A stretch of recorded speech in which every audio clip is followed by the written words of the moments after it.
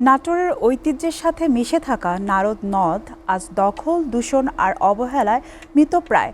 একসময় এই নদকে কেন্দ্র করে নাটোরের ব্যবসা বাণিজ্য ও কৃষি ব্যবস্থা গড়ে উঠলেও বর্তমানে এটি শহরের অন্যতম বড় সমস্যায় পরিণত হয়েছে। নাটোর পৌরসভা ও বিভিন্ন শিল্প প্রতিষ্ঠানের সিংহভাগ ড্রেন ও ময়লা ফেলার সংযোগ সরাসরি নারদ নদের সাথে যুক্ত।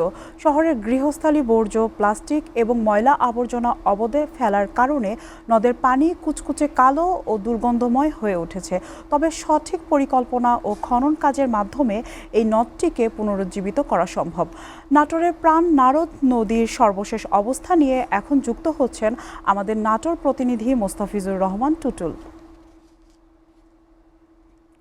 টুটুল, দখল দূষণে মৃতপ্রায় নারদ নদের বর্তমান অবস্থা আমাদেরকে জানান। হ্যাঁ লোপা, আপনি যেমনটি বলছিলেন, নাটোরের প্রাণ নারদ নদ, এই রাজরাজন্যের এই শহরে নাটোরের একমাত্র প্রবাহিত শহরের মধ্যে দিয়ে একে বেঁকে বিভিন্ন দিয়ে শুরু হয়েছে। এটি রাজশাহী চারঘাট থেকে শুরু হয়ে নারদ নদের দৈর্ঘ্য কিন্তু 93 কিলোমিটার ছিল, কিন্তু বর্তমানে দখল আর দূষণের কবলে পড়ে এটি মাত্র 16 কিলোমিটার এলাকার মধ্যে এসে দাঁড়িয়েছে।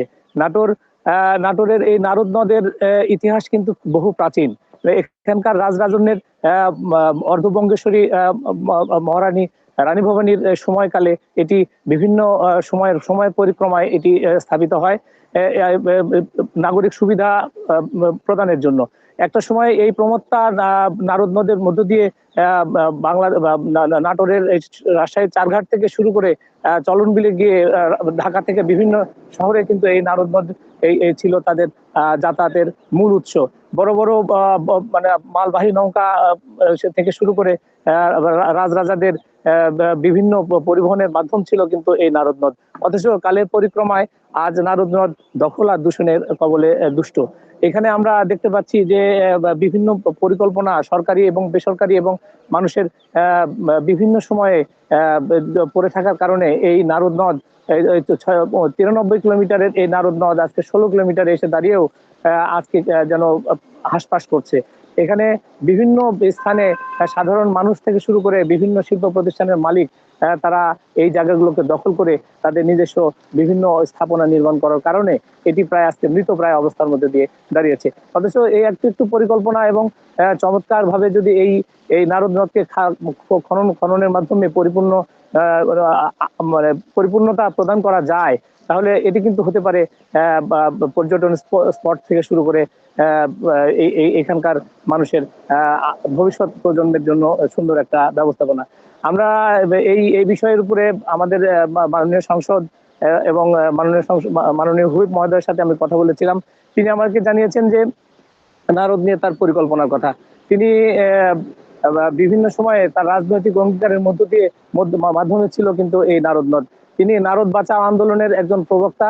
তিনি আমাকে জানিয়েছেন যে আগামী দিনে যেহেতু সরকারের খাল খনন কর্মসূচি চলছে, এই খাল খনন কর্মসূচির মধ্য দিয়ে এখানে মহাপরিকল্পনা তিনি গ্রহণ করবেন।